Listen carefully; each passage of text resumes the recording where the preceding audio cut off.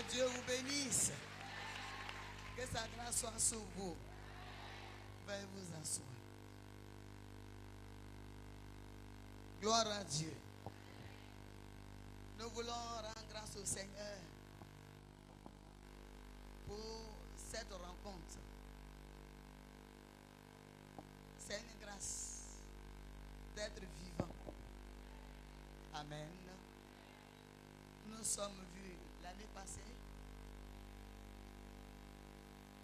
jusqu'à cette année 2018. On se retrouve encore. Il faut dire que nous ne sommes pas meilleurs que ceux qui sont tombés. Mais c'est par plus grâce. Alléluia. Alors je voudrais souhaiter bonne heureuse année à chacune et à chacun. Que la faveur de Dieu soit sur vous. Et que le Seigneur vous bénisse. Disons merci à l'homme de Dieu qui ne laisse pas à faire.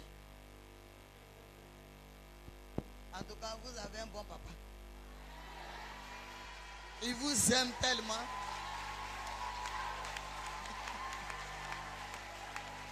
Alléluia. Il vous aime tellement. Quand il découvre les bonnes choses au dehors, il récupère pour envoyer à ses enfants. Ah. En tout cas, accompagné de Désiré qui est caché derrière, alors que c'est elle qui fait tout.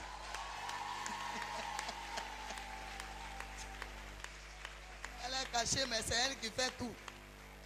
Amen. Hein? C'était dans la causerie. Et puis, elle a sauté sur l'occasion.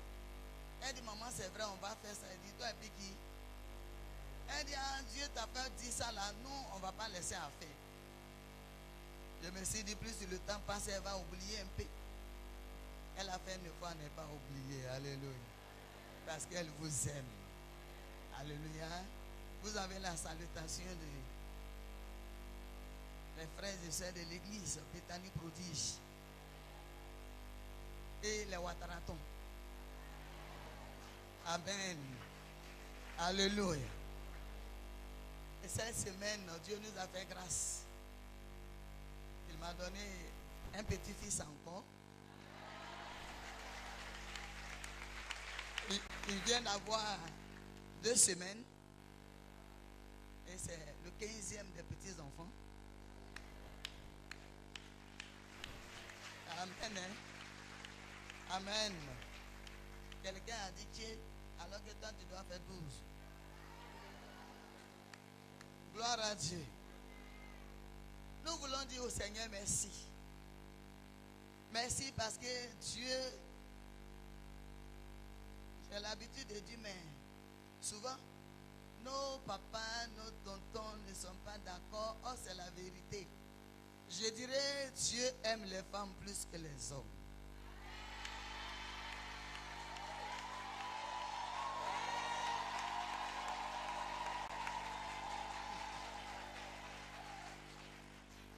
Ils ne sont pas d'accord, pourtant c'est la vérité. Dieu aime beaucoup les femmes. Et je n'ai pas dit qu'il déteste les hommes. La preuve, ils ont été les premiers créés. Les premiers créés à part les animaux. Mais l'homme était tellement dans son coin, il n'avait pas de vision. Il avait la sagesse, l'intelligence, il avait la force pour faire les choses. Mais sa vision n'était pas loin. Amen. Il a fallu notre arrivée. Il a fallu l'arrivée des femmes pour que l'homme respire à fond. La Bible dit que quand Dieu a créé l'homme, Adam, il regarde autour de lui, les animaux sont là, tout. Et puis il était content de ça parce que Dieu lui a dit, bon, il faut donner nom. Ils sont là, c'est des animaux, il faut donner nom. Il a fini de donner le nom et puis il était tranquille. C'est plus tard. Plus tard, il a commencé à perdre la joie. L'homme a commencé à perdre la joie parce qu'il voyait les animaux là 2 à 2. Et finalement, il s'est rendu compte qu'ils sont tous 2 à 2 sauf lui. Mais il n'a pas désiré, il n'a pas manifesté. La Bible dit simplement, il était triste. Triste. Et Dieu connaissant toutes choses, Dieu avait en lui le besoin, mais il n'avait pas eu la vision pour aller vers Dieu pour dire il y a quelque chose qui manque. Or, si c'était la femme la première, elle n'allait pas s'éteindre pour fatiguer Dieu pour venir parler. Elle partait vers lui pour dire, Père, il y a quelque chose qui manque.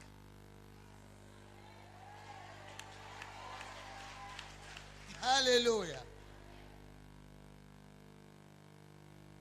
Et Dieu s'est souvenu de cet homme. Il a dit, je constate que tu es seul. Tout ce que tu as nommé est de sauf toi. Dans ce cas, pour ne pas voir le secret de la femme, tu vas dormir. Tu vas dormir, tu ne vas rien voir dedans. Et quand tu vas te réveiller, elle est là. C'est pour cette raison que les hommes n'arrivent pas à cerner les femmes.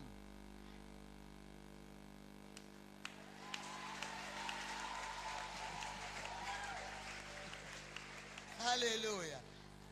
Les hommes n'arrivent pas à cerner les femmes. Les femmes sont tellement profondes. Dieu fait dormir l'homme, il crée la femme. Il l'enlève dans sa côte et puis il crée. Il dépose. Et puis il arrache le sommeil à l'homme et puis il lui dit maintenant tu peux te réveiller. Il se réveille, il regarde les animaux jusqu'à... Attends. Il n'a plus de force comme avant son sommeil. Mais qu'est-ce qu'il a affaibli?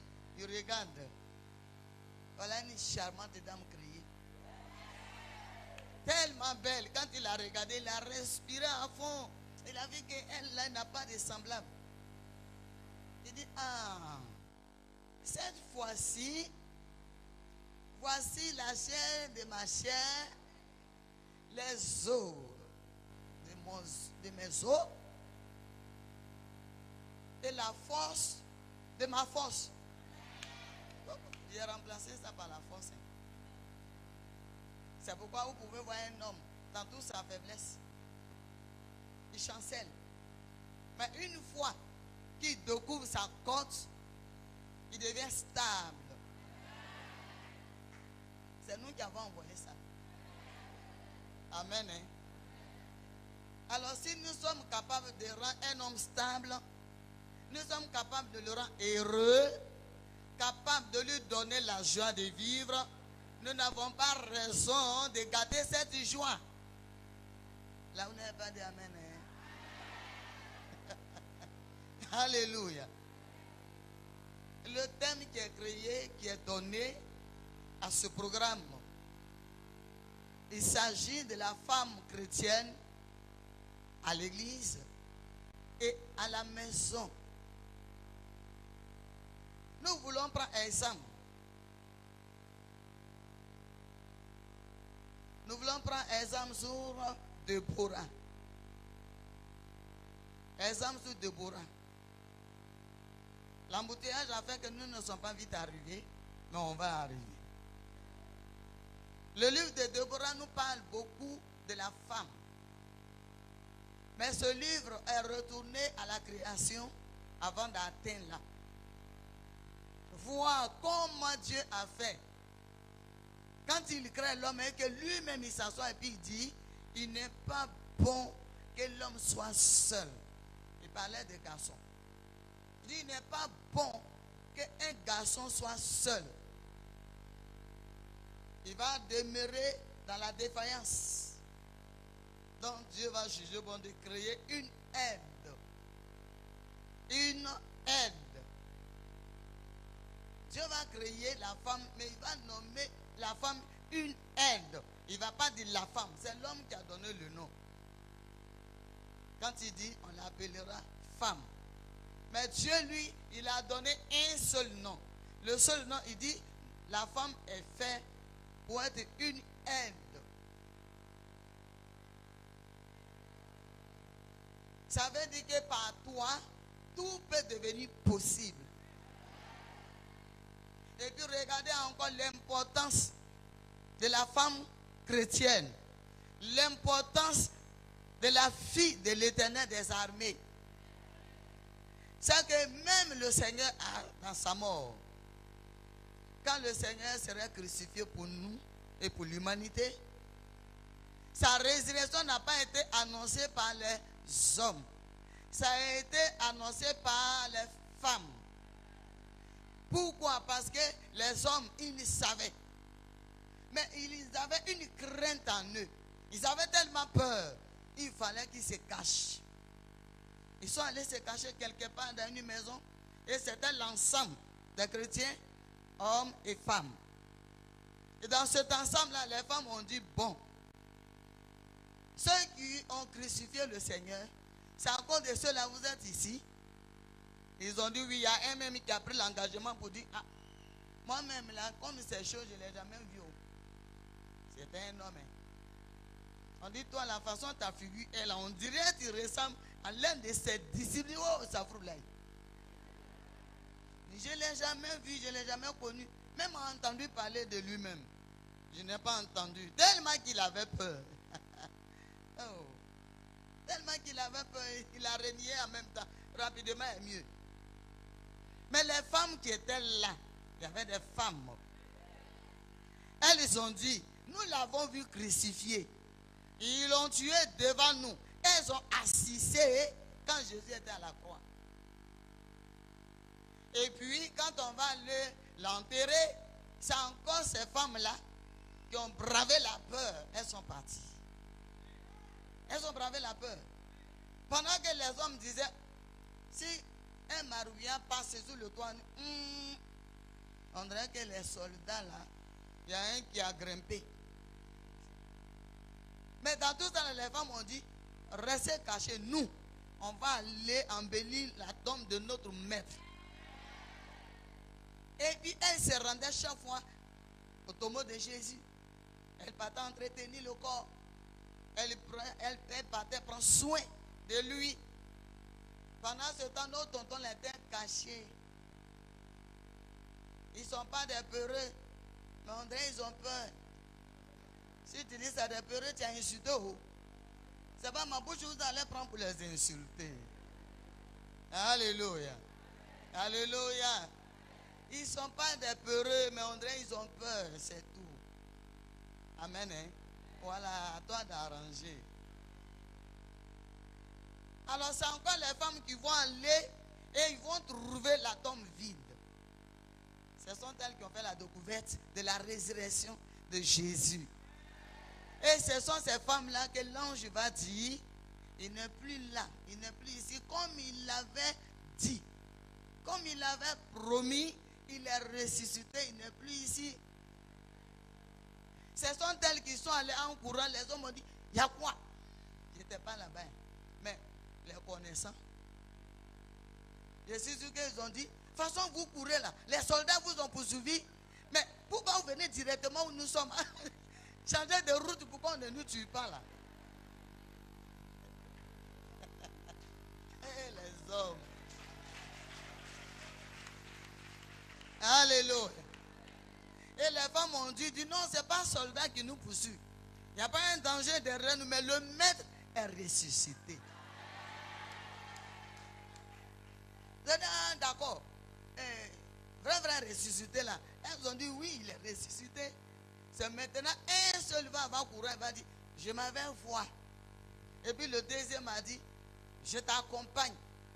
La Bible dit, ils ont commencé à courir de toutes leurs forces. Mais devant la tombe, ils ont freiné. Oh, les femmes sont rentrées.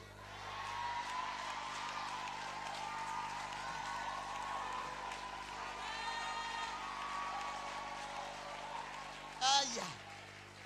Est-ce qu'il y a des évangélistes ici, au milieu des femmes? Les femmes n'ont pas freiné, elles sont allées jusqu'au bout. Mais les deux hommes qui venaient, c'est ce qui est écrit dans ta Bible. Les deux hommes qui couraient de toutes leurs forces, on ne peut pas savoir qu'ils vont freiner devant la porte d'entrée. Quand ils sont arrivés là, devant la porte d'entrée, devant la porte de la tombe, ils ont freiné d'abord. Il y a un qui a dit, du sang c'est mieux. On n'a qu'à rester à distance, on va voir est-ce que l'autre a dit, ce que les femmes ont dit là, bon, à distance on ne voit pas trop. Lui seul, il a fait une fois, il est rentré. Il a regardé, il a vu le tissu qui était là. Et il a touché. Les femmes ont dit la vérité. Mais elles ont dit la vérité, c'est à partir de ce cas-là que quand femme parle, l'homme croit. Quand elle parle, l'homme croit. Sinon, quand elles sont allées annoncer la résurrection, elles n'ont pas cru. C'est à cause de ça, quand tu parles, ton mari ne t'écoute pas là. C'est les grands frères là qui ont communiqué ça. Là.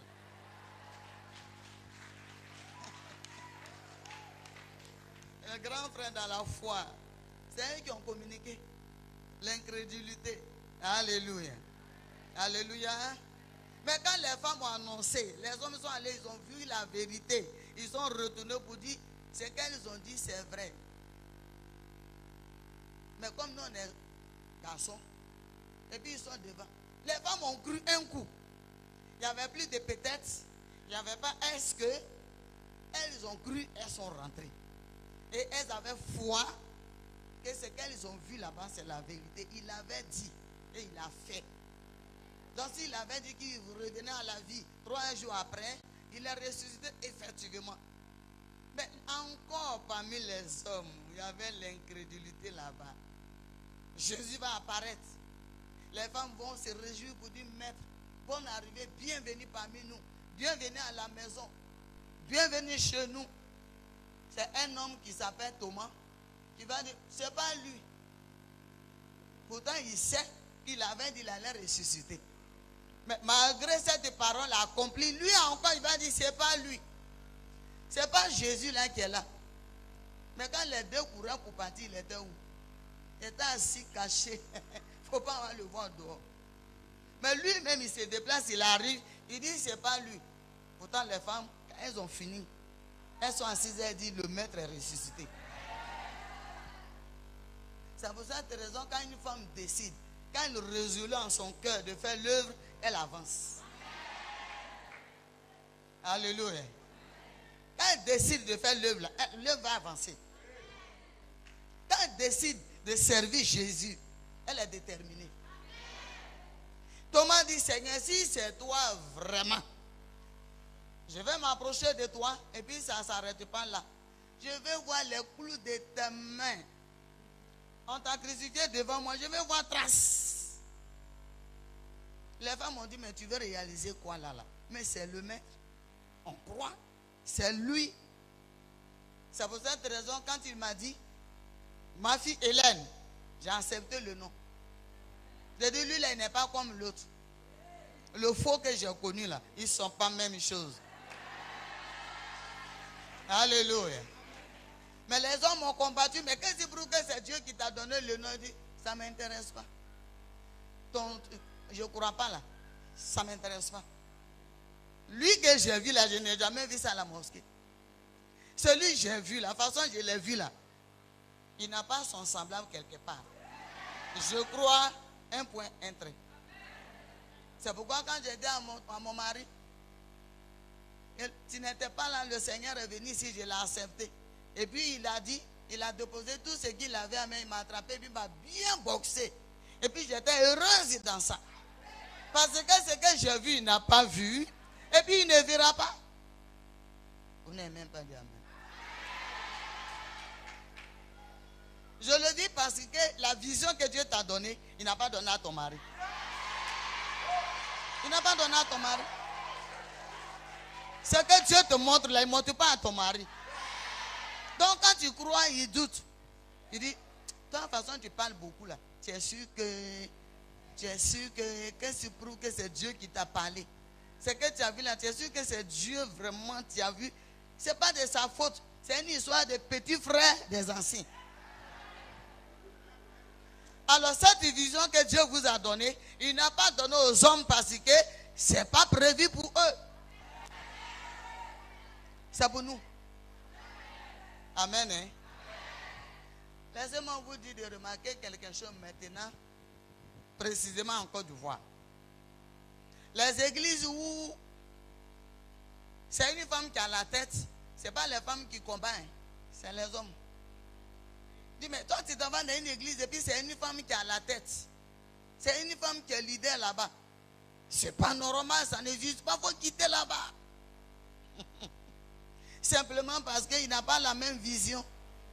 Et comme il cherche, il ne peut pas en avoir, il ne peut pas posséder. Donc il chasse ceux qui vont là-bas. Alors qu'il n'en aura pas. Et puis vous allez remarquer que ces églises où c'est une femme qui a la tête, si elle est véritablement convertie, appelée, c'est rempli. Oh, l'église où c'est un homme qui est à la tête, s'il n'est pas converti comme Daniel, les femmes vont venir beaucoup. Les femmes viendront beaucoup. Et puis il va se charger d'ancienneté dedans. Il choisit dedans.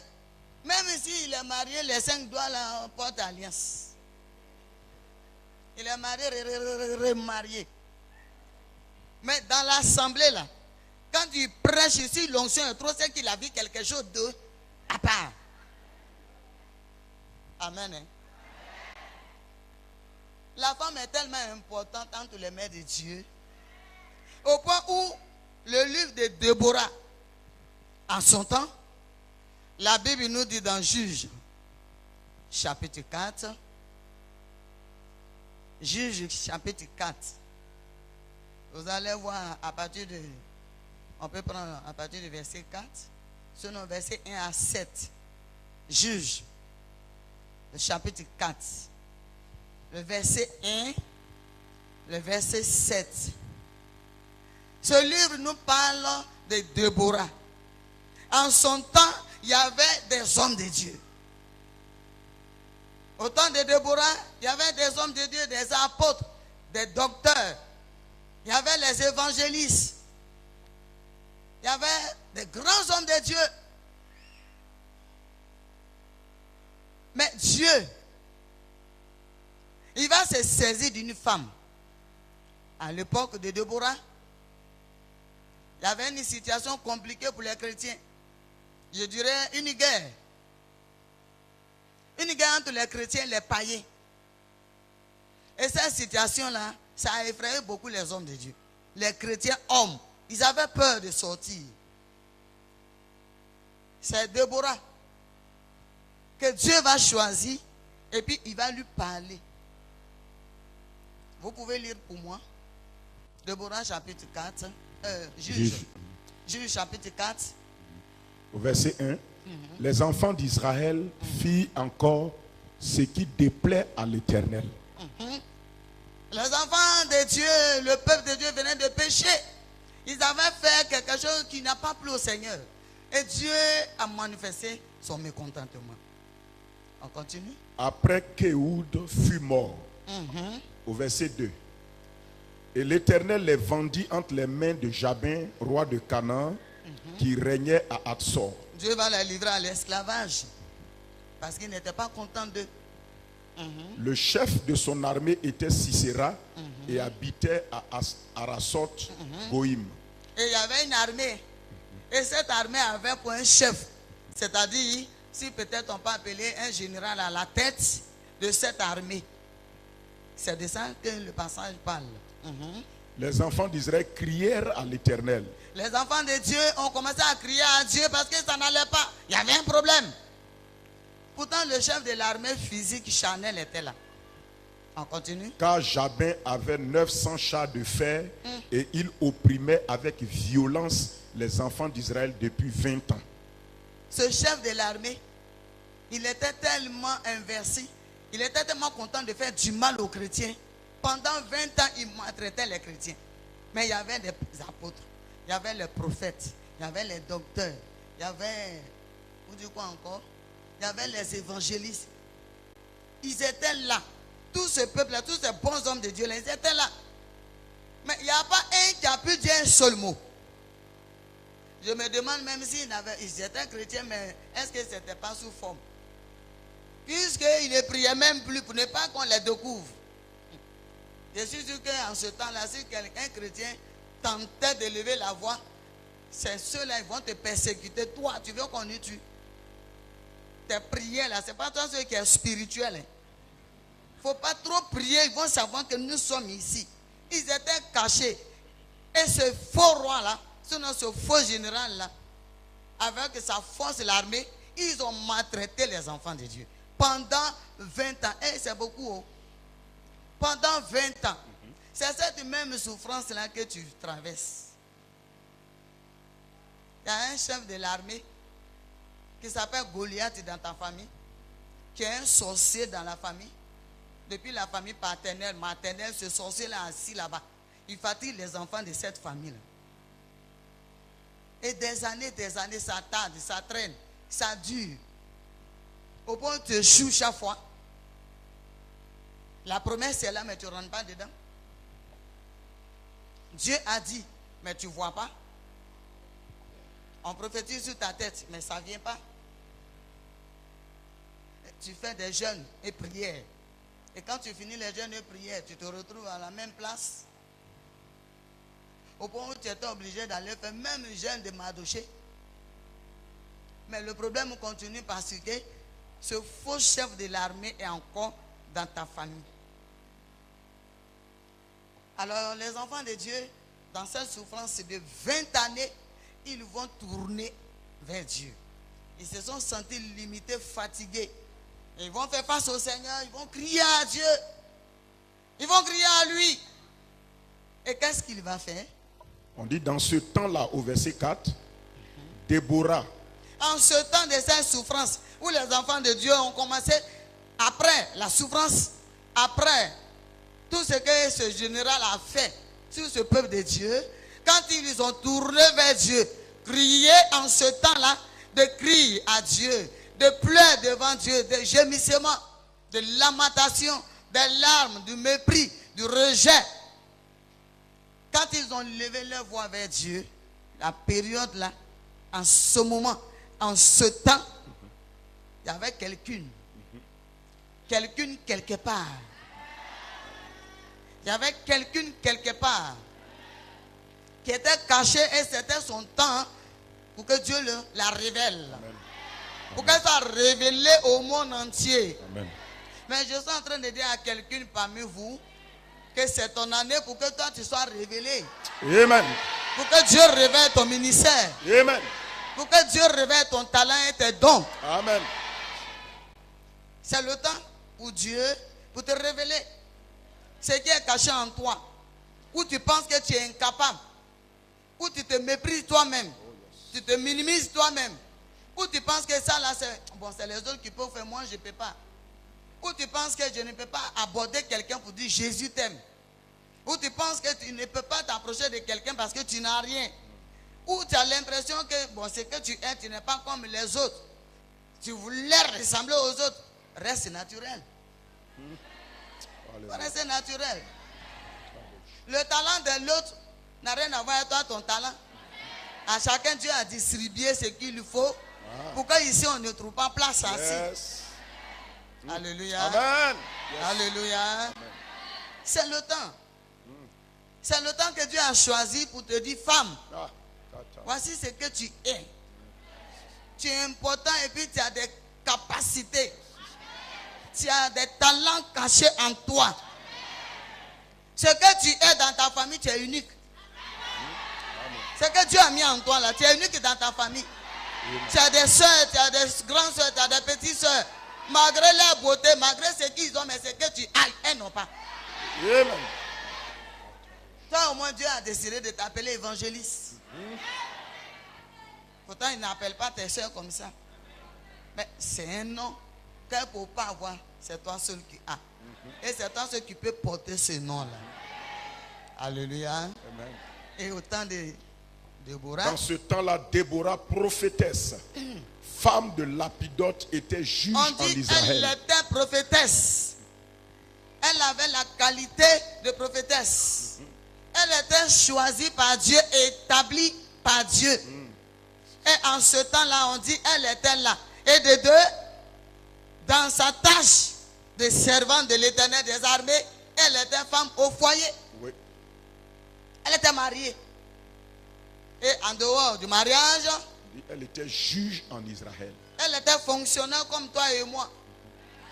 Quand on parle de fonctionnaire, il ne faut pas aller regarder dans les bureaux où il y a climatisé. Mais là où tu as déposé ton charbon de 100 francs, c'est ton bureau. C'est là-bas que se trouve ton bureau. Là où tu as mis ta petite table pour vendre les allumettes, c'est là que ton bureau se trouve. C'est un parking que Dieu t'a donné, c'est interdit, sans c'est interdit. Donc c'est ton service. C'est ton bureau qui est là. Et en ce temps-là, Déborah, non seulement elle était servante de Dieu, elle servait Dieu avec zèle. Et elle entretenait son amitié avec Dieu, son intimité avec Dieu. Dieu, elle pouvait consulter Dieu, puis Dieu lui parlait. Elle pouvait parler au Seigneur, puis le Seigneur lui répondait. Pourtant, elle était au milieu des grands hommes de Dieu. Mais à elle, Dieu avait gardé la révélation. La révélation de la situation qui durait depuis 20 ans. C'est à elle que Dieu avait gardé la révélation de la solution de ce problème qui traînait là. Amen. Et elle siégeait sous le palmier de Déborah. C'est-à-dire qu'elle avait un endroit où elle faisait les réceptions, où elle pouvait recevoir le peuple de Dieu, où elle pouvait les encourager, où elle pouvait les fortifier, où elle pouvait leur donner la parole de vie. Elle pouvait consulter Dieu pour que Dieu lui parle et qu'elle communique la pensée de Dieu, communique la révélation de Dieu. Elle était capable de fléchir les genoux, recevoir un message de Dieu et puis donner. Toi, tu fabriques quoi à l'église? Toi, tu es ici pour souhaiter bon dimanche là. Tu fabriques quoi? Ce n'est pas un jour, mais c'est question. Toi, tu fais quoi à l'église? Pourtant, tu as des dons. Tu as des talents. Tu as don de guérison en toi. Tu as don de délivrance en toi. Et tu as le don de rassembler d'hommes. Tu as toutes ces bonnes qualités là en toi. Tu es assise pour regarder Daniel et puis Désiré. Ils n'ont qu'à faire c'est leur église. Tu mens, hein? Si tu te trompes que tu te présentes au Seigneur Jésus, tu vas entendre question, il va te poser. Là. Quand il va te demander, mais tu as fait quoi? Avec toute la grâce qui était donnée sur terre. Là où mon serviteur avait besoin de toi, tu n'as pas réagi. Là où ma servante avait besoin de toi, tu n'as pas réagi. On dit programme des femmes. Et puis tout en haut là est vide. Pourtant vous êtes informés. Quand je venais, j'ai croisé beaucoup de femmes sur la route, dans le quartier. Ce n'est pas chez moi là-bas, c'est tout près là. Ça veut dire que quelqu'une d'entre vous, depuis la journée, pouvait s'attraper la main comme c'est samedi, pour sortir pour dire à une, Jésus t'aime, moi aussi je t'aime. Je t'invite ici ce soir, tout près, c'est pas loin, c'est là. Voilà le bâtiment. Tu n'as pas eu peur de Dieu, mais tu as eu peur de la pluie qui va te mouiller. Ça, c'est le raisonnement des paresseuses. La Bible dit Déborah était en plein temps. Elle servait Dieu en plein temps. En plein temps. Alors que toi, tu as la même capacité. Tu as le même talent d'évangéliser, de parler aux hommes et des femmes. Mais si toi, tu trouves que tu as honte, que tu ne peux pas aborder quelqu'un, j'ai envie de le faire. Mais je ne sais pas par où commencer. Comment tu peux chercher où on commence? Tu as créé quoi et puis tu cherches le commencement là. Celui que tu adores, il s'appelle le commencement et la fin. Donc tu cherches le commencement là où? Tu dis, je ne sais même pas comment il faut les aborder. Et quand je parle à quelqu'un, bon, il ne m'écoute pas. Et quand je regarde les visages, mais ça ne me donne pas le courage de parler. Tu cherches quel visage? Visage doux, qui t'acclame, tu ne vas pas en avoir. Tu n'as pas trouvé. C'est le visage mélangé là même qu'il faut faire. Ça, c'est le visage mélangé là qu'il faut parler. Quand tu regardes quelqu'un puis il est comme ça, c'est lui là même qui a besoin de ta parole. Ça, la personne, il faut parler, il faut s'approcher. Ah, cher frère, pourquoi ta figure est comme ça? Je suis sûr qu'il y a un souci. Est-ce qu'on peut partager? Il va te dire, on se connaît où? Tu dis tout de suite là même. Depuis tout de suite là même. Amen. Hein? Le jour où le Seigneur Jésus m'a donné de parler le français, quand mon tonton est arrivé de service, je cours, je l'accueille. Tonton, bonne arrivée. Il a tiqué d'abord. Il dit, mais tu as dit quoi? J'ai répété, j'ai dit bonne arrivée. Il dit, mais attends, depuis quand toi tu parles français? J'ai dit, depuis aujourd'hui la même. Alléluia. Alléluia. Parce que c'est derrière lui, le miracle s'est opéré. Simplement parce que j'ai demandé au Seigneur, j'ai dit, mais à la mosquée, on faisait tout en arabe. Et puis je me rends compte que là-bas, là, tout ce qu'on cite en arabe, là, peut-être même j'insulte Dieu pensant que je le prie. Parce que je ne comprends pas, je ne suis pas arabe. Et puis tout se fait en arabe. Je viens ici, à l'église, tu m'as amené ici, là. Tout se fait aussi en français. La parole est prêchée en français. Et moi, je n'ai pas d'interprète.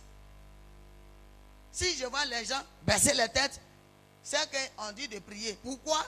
Bon, moi, j'ai choisi mon sujet, je prie. Parce que je ne sais pas pourquoi ils ont fermé les yeux.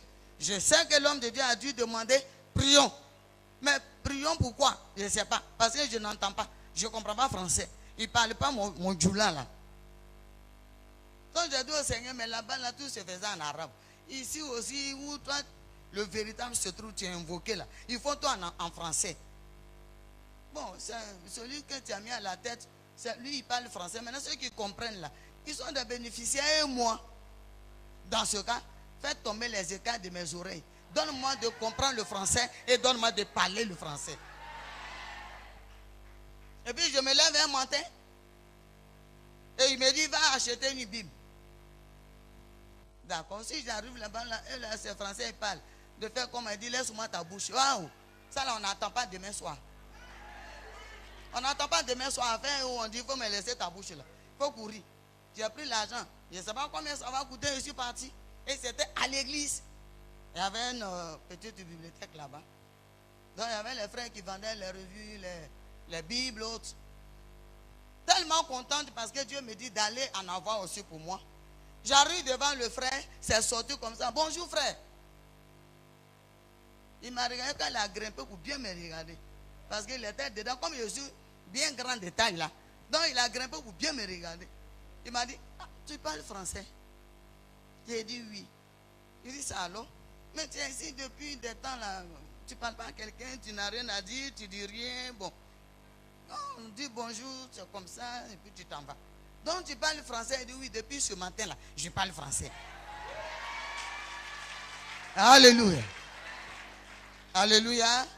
C'est comme ça, la femme là a commencé à parler français parce que son professeur, le meilleur des professeurs, venait de la visiter. Mais c'est pourquoi? Cette connaissance que Dieu m'a donnée, c'est pour faire quoi? Quand tu joues là avec? Non. Donc c'est la même chose. La connaissance que Dieu vous a donnée, ce n'est pas pour que vous soyez joli avec. C'est pour son service. C'est pour son œuvre. Déborah servait Jésus. Elle le servait avec zèle. Au point où c'est à elle que Dieu va donner la direction, une orientation par rapport à son peuple. Regardez le passage. Elle siégeait donc entre Rama et Bethel, dans la montagne d'Éphraïm. Et les enfants d'Israël montaient vers elle pour être jugés. Elle envoya appeler Barak, fils d'Abinoam, de Kédesh de Nephtali. Et elle lui dit, n'est-ce pas l'ordre qu'a donné l'Éternel, le Dieu d'Israël? N'est-ce pas l'ordre qu'a donné l'Éternel, le Dieu d'Israël? Si elle n'avait rien reçu de la part de Dieu, elle ne peut pas s'amuser à dire, n'est-ce pas l'ordre que l'Éternel Dieu d'Israël a donné?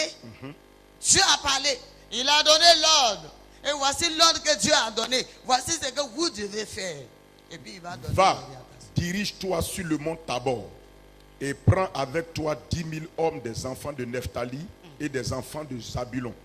J'attirerai vers toi au torrent de Kizon Sisera, chef de l'armée de Jabin, avec ses chars et ses troupes, et je le livrerai entre tes mains. Hey, est-ce que tu as entendu ça là? Mais toi, tu es capable de venir trouver Daniel pour lui dire, l'Éternel dit, voici ce que tu dois faire pour que ici là, on puisse faire 3 cultes au moins. Amen. Au moins. Et puis tu t'impliques. Si Dieu n'avait rien dit à Déborah, cette souffrance est de depuis combien d'années? 20 ans. Mais il a fallu que Dieu donne une orientation à Déborah. Et c'est elle maintenant qui va parler au peuple de Dieu et qui va leur donner la direction, qui va dire ce que Dieu a dit. Et quand ils ont obéi, la victoire a eu lieu. Ce chef de l'armée et tout ce qui était derrière lui, tout ce que lui commandait, qu'il a mené à maltraiter le peuple de Dieu, ils ont été vaincus. Amen. Parce que Dieu les a livrés entre les mains de son peuple.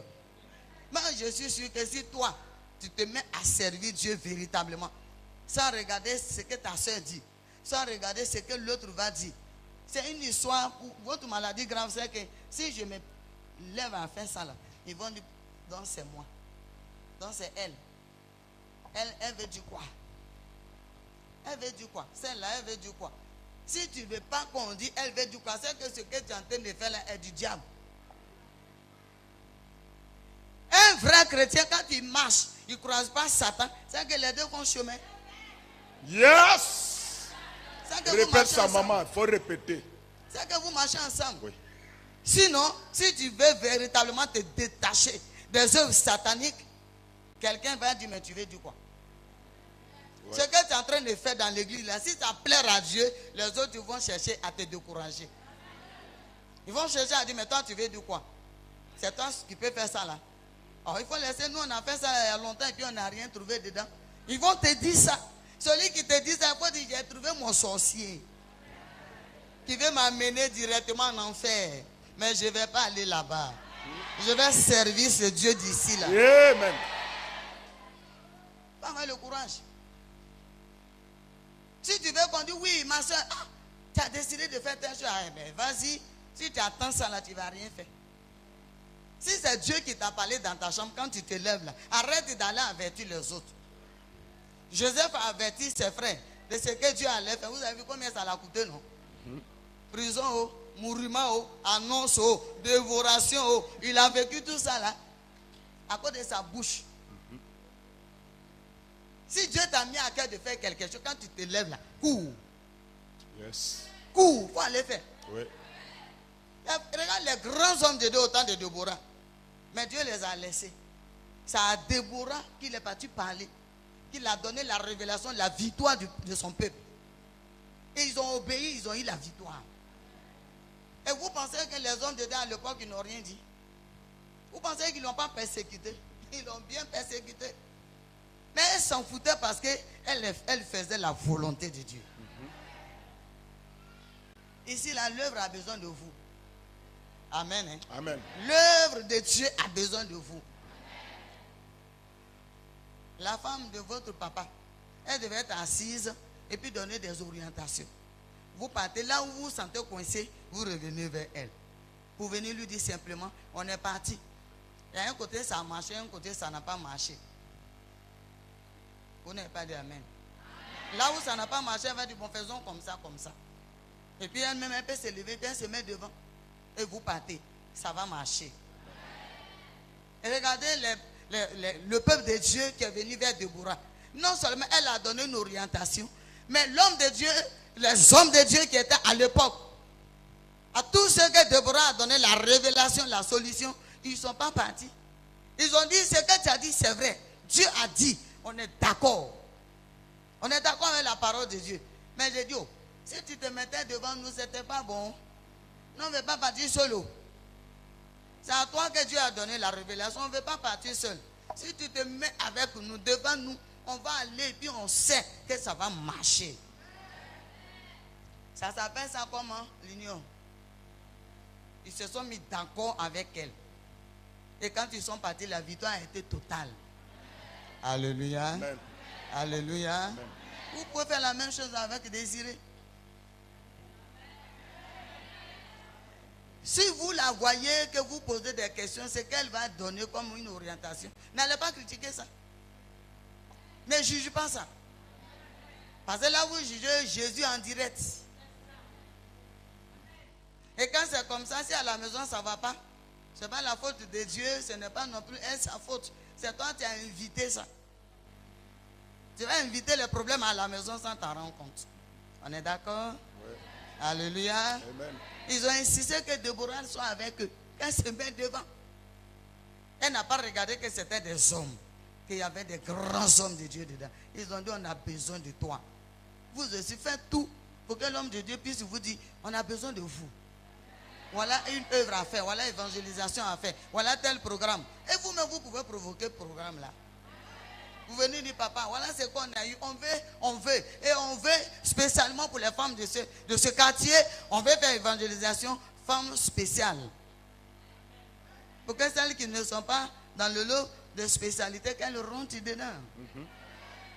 Ouais. Il va prier, Dieu va donner une orientation, il va vous diriger, il va vous conduire. Vous allez faire, ça va marcher. C'est facile à évangéliser. Amen. Amen. Amen.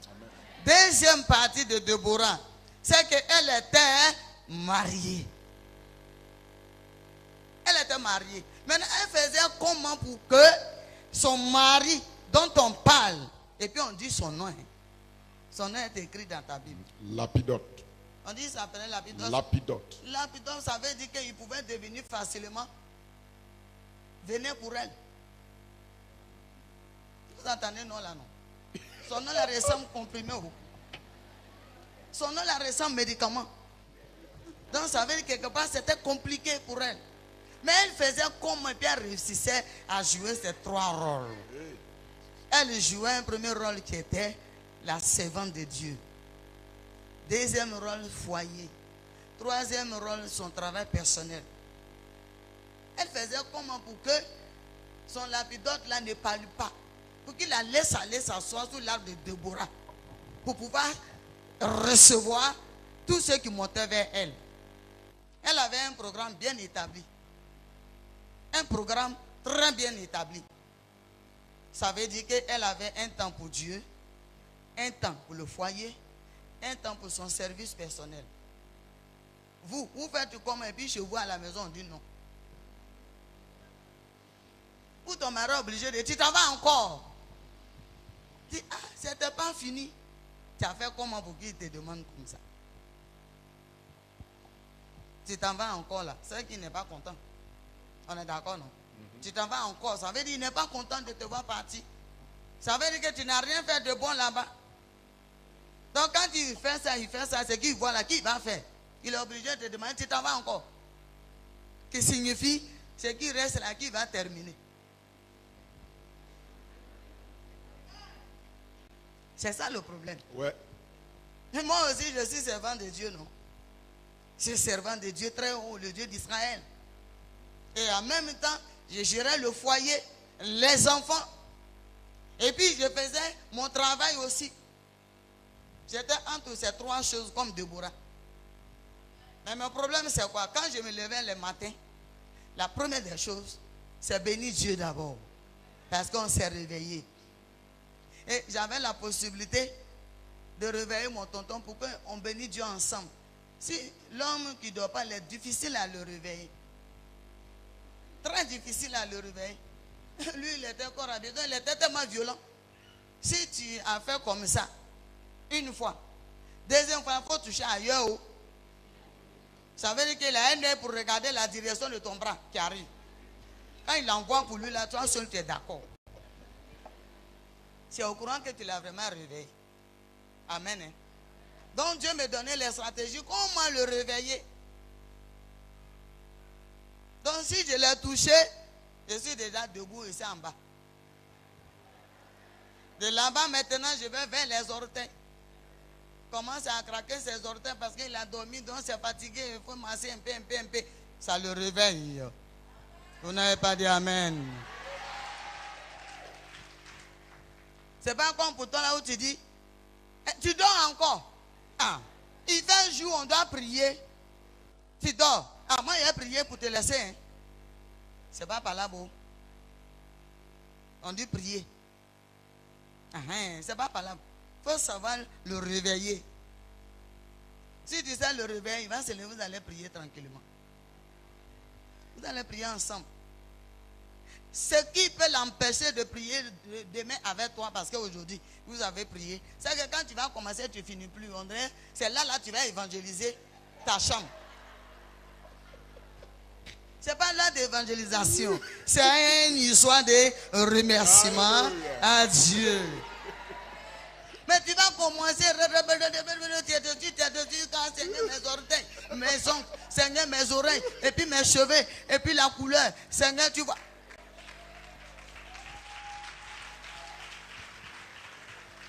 En temps rapidement, lui il a fini de remercier le Seigneur, manifester sa reconnaissance à Dieu, et puis il attend, il fait ça là, tire dessus, il envoie ça, tire dessus, il fait ça. Demain matin, vous allez régler. Il ne va rien te dire, il ne va pas te dire pourquoi tu as passé tout le temps alors que je suis fatigué. Il ne parle pas. Demain, tu as le réveil, quand le soir, il ne se réveille pas. Toi seul, tu vas faire ta prière du matinal. On est d'accord? Il faut arrêter ça, bien-aimé. Petite prière, on va faire pour Dieu, merci au Seigneur. C'est là, tu es devenu spirituel. Ça, là, ça ne marche pas. Quand c'est comme ça, là, tu ne ressembles pas à Déborah. Tu ne peux même pas ressembler à Déborah même. Il faut apprendre à le réveiller non seulement avec souplesse, avec une bonne méthode. Et si tu as réussi à le réveiller, là, surtout doucement, que tu as le temps de te reposer, on va simplement remercier le Seigneur pour que tu te reposes encore. On va lui recommander la journée simplement. On vient de se réveiller, il a opéré un miracle. Donc, on va lui demander de garder aussi la journée, bénir la journée. Donc, on va faire vite, tu vas te reposer. On est d'accord? Quand tu vas finir de lui dire ça, pendant qu'il est en train de se tirer, toi, il faut t'arranger au moins. Va prendre un peu de l'eau pour rincer bouche, il a un peu pour qu'il se réveille correctement. Tu ne vas pas t'arrêter sur sa tête. Donc, depuis là, je t'attends. Mais je t'attends, il faut te lever maintenant. Je dois partir, je serai en retard. Il va te dire, il faut partir. Quand moi-même, je vais me lever, je vais faire ma prière. C'est à cause de ça, vos maris ne veulent pas prier avec vous.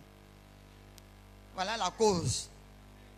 Et puis tu es conscient que ce que je dis, c'est ce que tu fais. Sois délivré au nom de Jésus.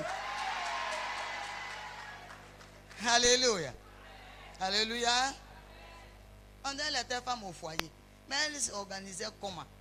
Donc, la première des choses, c'est bénir Dieu rapidement. Ce n'est pas un concours, ce n'est pas aussi s'arrêter. Seigneur, merci parce que Dieu, amen. Ce n'est pas ça.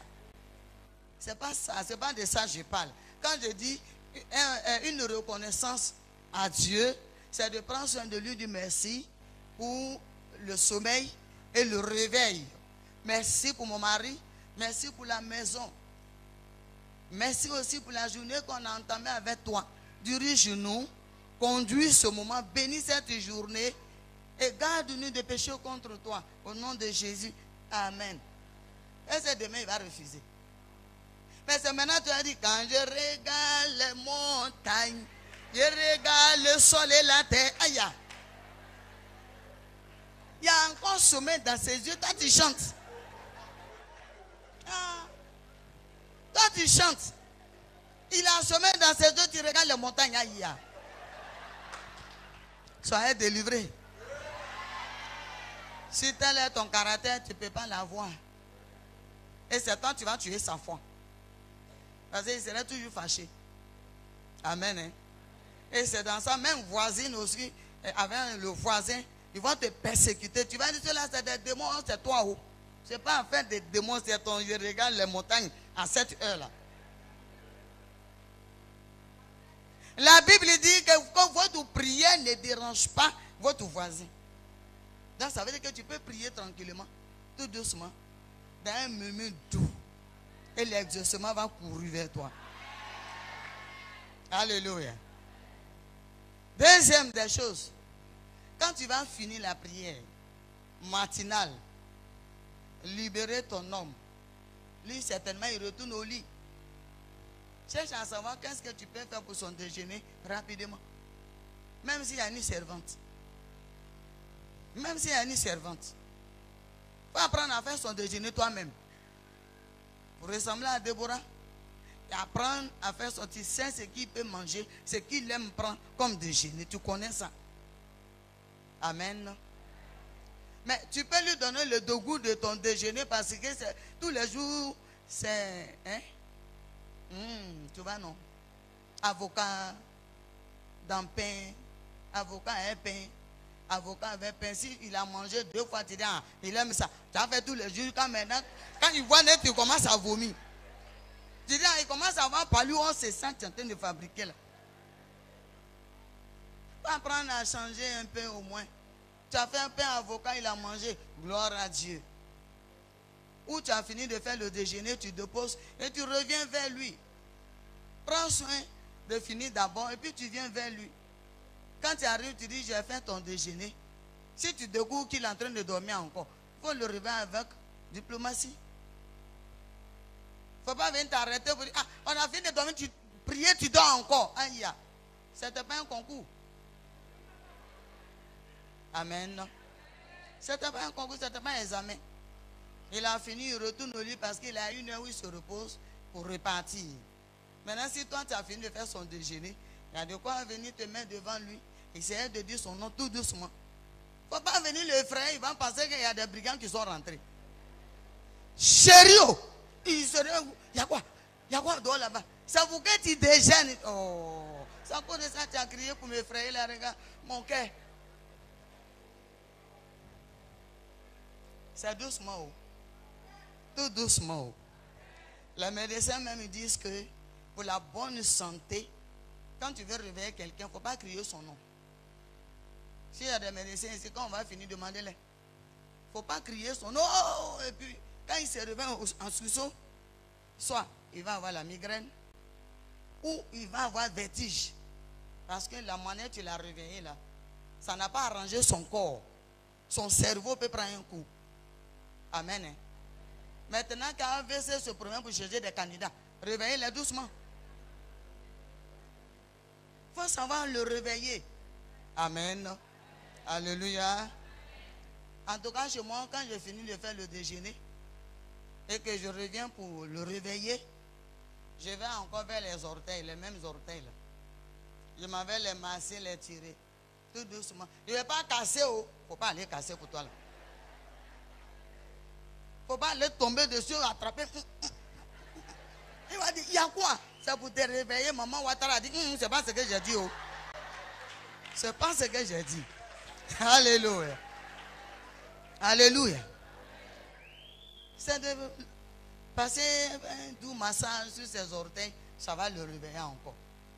Et tu vas voir qu'il va te demander, on dit quoi? J'ai fait ton déjeuner. Viens, tu vas prendre, ou bien tu vas prendre le bain d'abord, avant le déjeuner, ou bien tu peux prendre, et puis tu reviens au lit simplement. Là, tu as tout le temps de te reposer. C'est une proposition que tu as fait, non? C'est une proposition, non? Peut-être tu vas prendre ton bain d'abord, ou tu vas déjeuner, puis tu reviens au lit. Il va choisir un dedans, il va te dire, bon, j'arrive. Amen. Si tu as fini de faire tout ça là, que tu vas aller faire l'œuvre de Dieu, pourquoi il va te dire, tu t'en vas encore? Amen. Maintenant, peut-être que toi, Dieu t'a fait grâce, si tu es travailleuse. Tu vas dire, mon lieu de service est loin, je ne peux pas, si je vais faire tout ça là, je serai en retard au service. Si tu sais que tu n'es pas ton patron toi-même, il faut te lever tôt. Il faut te lever tôt. On est d'accord? Lève-toi tôt. Ce que Dieu t'a confié là, il faut faire ça d'abord. Quand tu t'en vas, la grâce de Dieu t'accompagne. Il faut te lever tôt pour le faire. Alors, quand tu vas aussi revenir à midi, pour celles qui ne descendent pas à midi, il faut prendre soin d'appeler. Il faut appeler à la maison. Papa de lui, il n'appelle jamais. Ce n'est pas ton camarade du quartier. Il est le chef de la famille. Voilà. La Bible dit, c'est que tu veux qu'on te fasse là. Toi, il faut le faire d'abord. Maintenant, si tu dis, ah, toujours c'est moi, j'appelle, lui, il n'appelle jamais. C'est son don, c'est son talent. Il faut laisser, il faut exercer pour toi là. Amen. Hein? Je t'assure que si tu exerces ça là, toutes tes prières seront exaucées. Parce que Dieu voit l'obéissance là-dedans.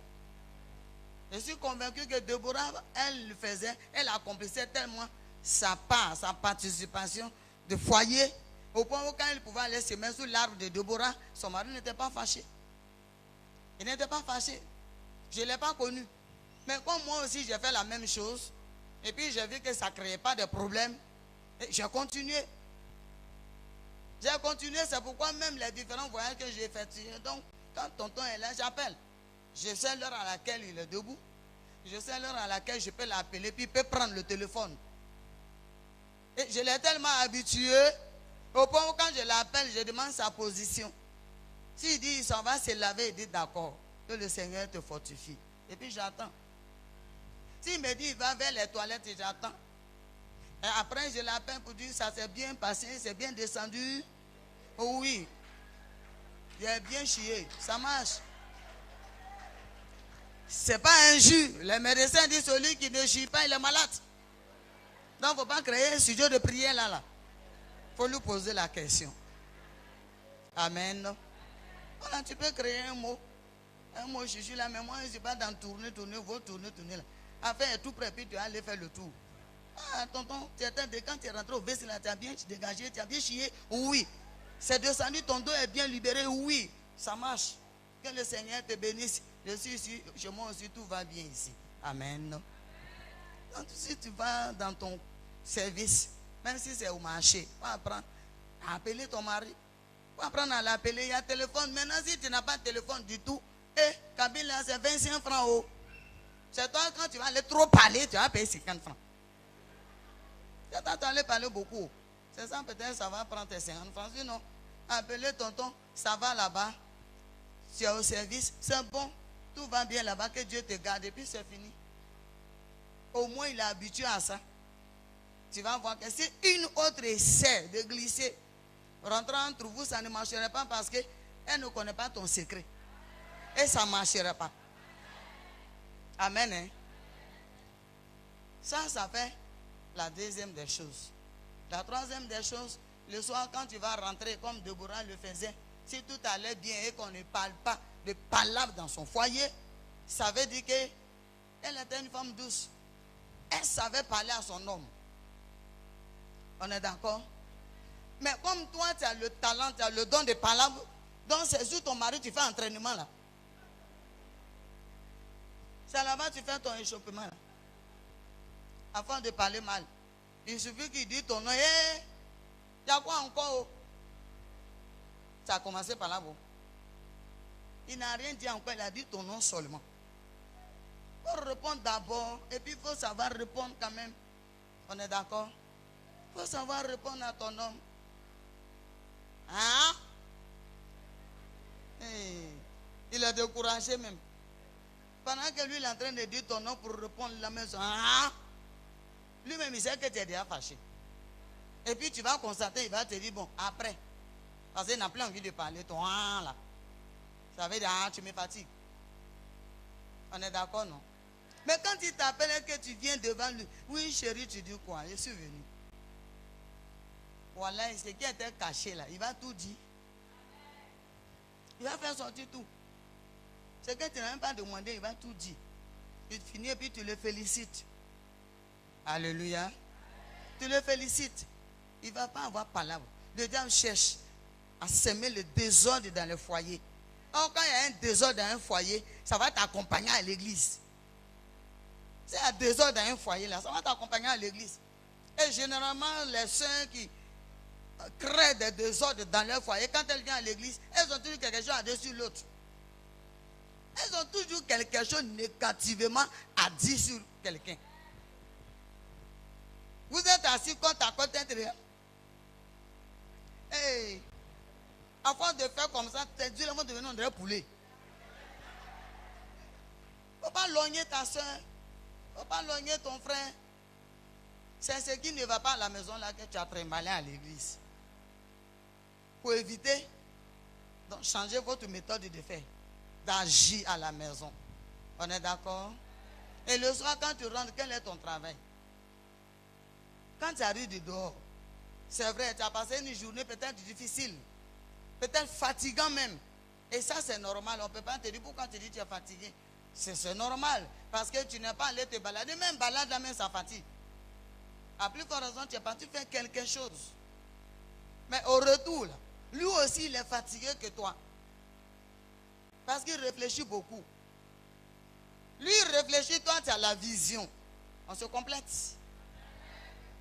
Lui, il réfléchit. Maintenant, à toi, Dieu a donné la vision. Mais tu es devenu supérieur. Maintenant, d'où sont le mot? Je suis fatigué. Cette journée-là même, ça m'a tellement fatigué. J'ai fait ça.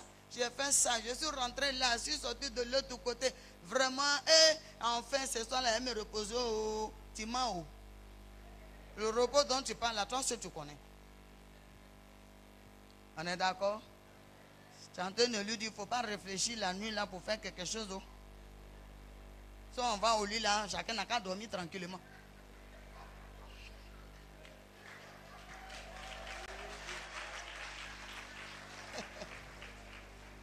Alléluia. T'en donnes le garant comme ça. Et si la vie dans ton affaire, t'as vu venir là, tu vas voir qu'il va dévier ce que tu es en train de dire. Il va envoyer une autre causerie pour t'empêcher de continuer dans pour toi là. Alléluia. Sinon, tu sais de quoi je parle. De toute façon, tu es fatigué toute la journée là, c'est normal. Lui aussi, il est fatigué. Amen. Hein? Bon, il peut arriver à un frère, à ton mari, lui, dans sa fatigue, se coucher tranquillement. Mais généralement, c'est vous. L'homme, là, il est fatigué jusqu'à mais pour se ressusciter là. Tout n'est pas dans prière, ribababa là, c'est pas là-bas. C'est sur toi aussi, il vient se ressusciter. Amen. Hein? Mais tes filles là, beaucoup sont des apprentis baka sur leur propre lit.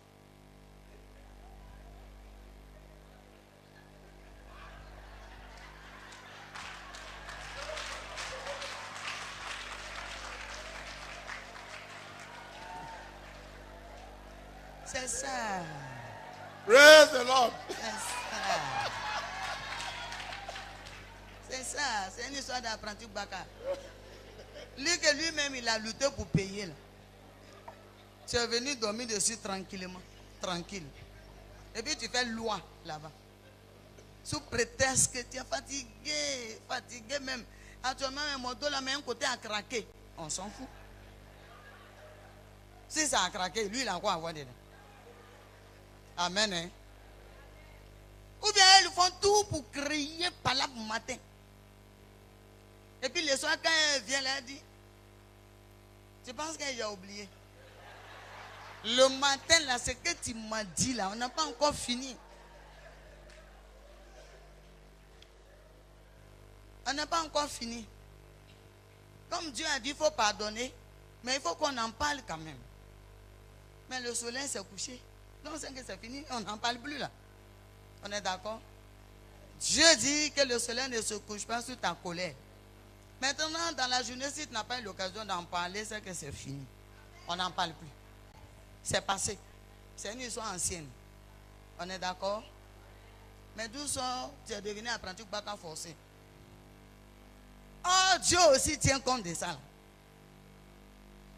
Tu ne peux jamais être une bonne Déborah à l'église si tel est ton talent là-bas. Là-bas aussi, tu fais un exercice de parole. Amen. Hein? Comme il n'y a pas d'enfants, pour le moment, les enfants ne sont pas là. On peut en parler un peu et puis on va terminer demain. Il s'agit de toi, quand tu es fâché. Là-bas aussi est fâché. Pourtant, lui n'a rien à voir dedans. Il n'a rien à voir dans ton palabre là. C'est ta bouche qui a provoqué l'autre, mais lui n'a rien dit. C'est pas moi qui dis, oh. C'est écrit dans ta Bible. Dans 1 Corinthiens. Quand il lit là-bas, là, il est bien dit. Ne vous privez pas de l'un et... Gars, ils savent et puis ils font exprès. Ils savent. Ils connaissent le passage. Ne vous privez pas de l'un et l'autre. Si ce n'est que vaca la prière. Et après quoi? Et les chrétiennes mentent. Quand elles ne veulent pas là, c'est même pas affaire de parler parce qu'elles n'ont pas envie. Tout ce qu'elles créent les menstrues. Matin là même, ça a commencé à couler un peu.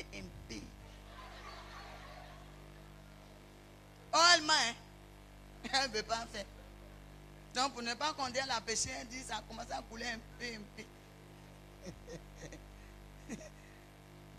Mais c'est venu ou c'est pas venu, non, ça a commencé. Ça vient de démarrer. On dirait une ancienne voiture.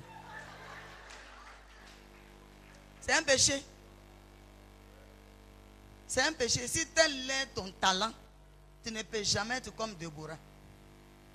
Parce que tu fais exactement ce que Dieu n'aime pas. Lui dit de ne pas se priver de l'un et l'autre. Et tu peux même être dans tes menstrues. Si lui l'envie là, la Bible dit donne-lui. Va simplement te nettoyer puis tu reviens. Nettoie-toi simplement puis c'est sa chose. Maintenant, d'où sort cette histoire-là? C'est sale. C'est sale. C'est là-bas que tu appelles saleté. Oh. Vous mentez bien. Ça va dire Daniel ne dit rien. Mais moi, je suis votre grand-mère, je dis tout. Comme ça, si vous êtes fâché là, vous allez changer. Vous mentez, oh. Si tu es dans tes moments de menstruer là, que ton homme te réclame, donne-lui. Va simplement te nettoyer, hein? C'est ça. Tu ne savais pas, mais c'est ça, ils sont en train de te dire là. Donne-lui. Va simplement prendre de l'eau, nettoie-toi rapidement, puis tu viens. C'est pas la peine de lui dire non, comme ça va. Il faut changer. Prends un morceau de pain bien, qui n'a pas une couleur blanche. Viens positionner à la place. Si vous finissez là, il est au moins. Il a fini d'encaisser son crédit, tu es tranquille. La Bible dit que ton corps ne t'appartient. Mais si tu connais ça là-haut, pourquoi tu ne fais pas? Ça veut dire que si ton corps est pour lui, lui son corps est pour toi. Si toi tu n'as pas envie d'encaisser ton crédit, que lui il encaisse pour lui, donne-lui. Parce que chaque soir il te doit. Il faut faire tes encaissements corrects. Vous savez pourquoi les païens réussissent à arracher nos maris chrétiens? C'est ça là. Quand ils vont là-bas, là, on les prend tellement bien satisfaits, bien. Et quand il arrive là, il dit, il a remarqué 2 fois, 3 fois. Et puis quand il revient vers toi, tu es trop spirituel. Il dit, bon, Dieu m'a dit aussi que tu n'es plus ma femme. C'est fini, non? C'est maintenant que tu as trouvé un sujet de prière. Mon mari commence à découcher, c'est toi qui l'as accompagné. C'est toi-même. Je suis convaincu que Déborah ne faisait pas comme ça. Et moi aussi, je ne faisais pas ça. J'obéissais tellement. Ce n'était pas affaire de si tu m'as parlé, je rends mon coup. On est d'accord? Alléluia. Si la femme chrétienne obéit à la parole de Dieu, 1, tu seras efficace dans l'église. 2, Dieu te parlera chaque fois qu'il y a une situation. 3, Dieu va mettre la solution des uns des autres en toi. 4, tu seras tellement valable aux yeux de Dieu au point où tout le quartier va te chercher, pas en mal, mais ils viendront vers toi comme Déborah. Ils vont même se conseiller pour dire, ton problème tu m'as expliqué là. Il y a une dame là, elle va à l'église. Il faut la voir. Je suis sûr que son Dieu peut faire quelque chose pour toi. Et comme ça on les gagne. On gagne les païens à l'église. Si il t'approche, tu vas lui donner la solution en parole. On est d'accord? Alléluia. C'est un sorcier qui m'a demandé, mais je voulais te tuer, ça n'a pas marché. Tu fais comment? Parce que tu me souris tellement, tu ris toujours avec moi. Je pensais que facilement j'allais te manger. Je lui ai dit, mais c'est ça qui est là-haut. Comme je ne suis pas mangeable là. Donc on fait comment? C'est donc là qui m'intéresse, on fait comment? Il dit, bon, je serai obligé d'accepter ton Dieu. Je dis, voilà, allons. Et aujourd'hui, il est très bon frère à l'église. Amen. Hein? Alléluia. Mais tu ne sais pas qui a tenté de te manger. On dit bonjour à tout le monde. Tout le monde aussi nous dit bonjour. Tu ne sais pas qui est qui. Mais si toi, tu n'as pas le caractère de fille de Dieu, ils vont t'avoir facilement. On est d'accord? Si ton habitude c'est de parler mal, ils vont t'avoir. Si ton caractère, c'est de provoquer les gens en parole, ils vont t'avoir. Le diable aime ça. Il va facilement t'avoir. Mais bien aimé, la chrétienne doit mettre la différence entre elle et les païennes. On ne doit pas être la même chose. On ne doit pas avoir la même beauté. On ne doit pas avoir la même manière de s'arrêter. Et la même façon de marcher. Païen, quand tu le vois marcher, même tu sais que tout son corps là, c'est palable. Mais quand la chrétienne passe, son visage même te dit que c'est le bébé chéri de l'Éternel. Alléluia. La chrétienne, elle aime s'habiller bien quand elle vient à l'église. Quand elle vient à la maison. Même mes parents Gula, même là, ça va. Parce qu'elles sont occupées d'un pain là, le bout de l'hôtel, là-bas, bout de l'hôtel. Ça fait X au milieu. Et la camisole là, bon, on rattrape sur chaque côté des épaules. Et puis le soutien à part. Parce qu'elle est occupée. À tout moment, ton mari peut recevoir de la visite. On est d'accord? À tout moment, il peut recevoir de la visite. Il n'y a pas dit de te saper comme si tu sortais, ou bien comme si tu venais à l'église. Mais au moins, il faut que tu sois présentable. Quand je dis présentable, il faut que celui qui arrive chez vous, là, qui connaît bien ton mari, la Bible dit, donne l'occasion à ton mari pour que s'il s'assoit avec les gens aux portes, qu'il ait la tête haute. Que quelqu'un soit capable de dire, hey, toi, mon ami, pourtant elle est bien, ta femme elle est bien, elle est gentille, en tout cas tu es en paix. Quand on rentre chez vous, on sent la paix. Tu n'as rien dit, mais ils ont déjà déclaré toi ta paix à la maison. C'est bon, non? Mais si tu n'es pas comme Déborah, c'est que tu es le contraire de Déborah. Ou quand lui il va au travail, il est heureux, très heureux. Et quand il est là, il est fâché. Pourquoi l'heure est passée vite? Il m'a trouvé l'autre visage là à la maison. Et puis à l'église, c'est elle qui exhorte correctement, qui encourage. Mais à la maison, quand l'homme là même la regarde, il dit Seigneur au secours. Au secours de ce que je vois là, là, elle est déjà prête à abonder sous Palam. Un seul mot, ça suffit pour que ça déclenche. Et puis quand tu vas déclencher aussi, on dirait cloche, tu ne sais pas t'arrêter.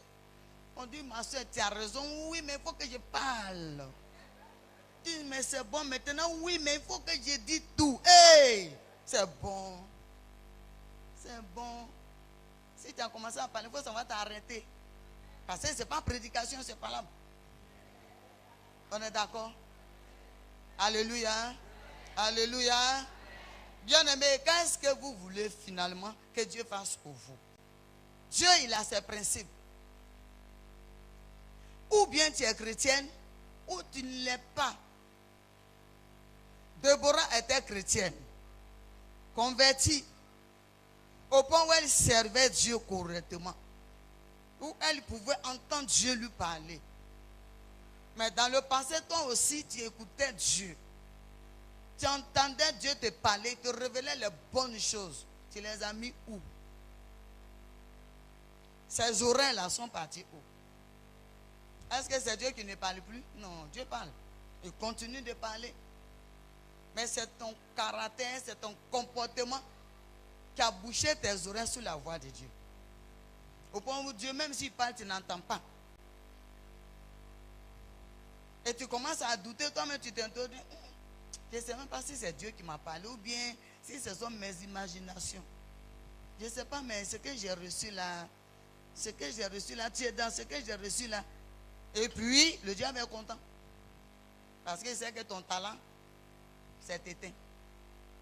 Du moment où tu ne sais plus si c'est Dieu qui te parle ou pas. Amen. Alléluia. Ce que Dieu attend de vous en cette année 2018, c'est d'être des femmes idéales. Des chrétiennes converties.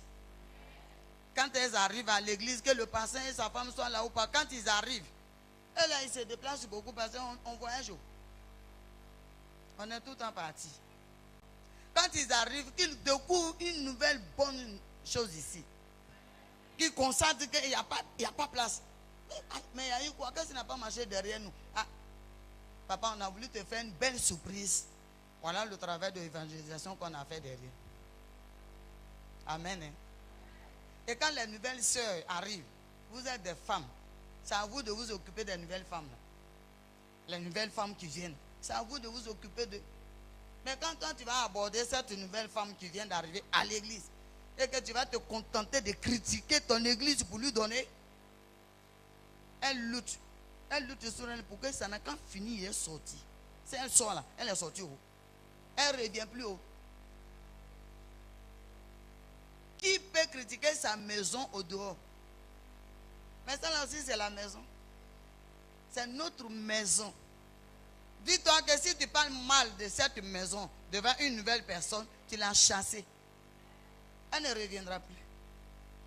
Et puis 2 jours, 3 jours, tu vas la croiser quelque part, il te voit plus, tu as oublié que tu l'as chassée. À cause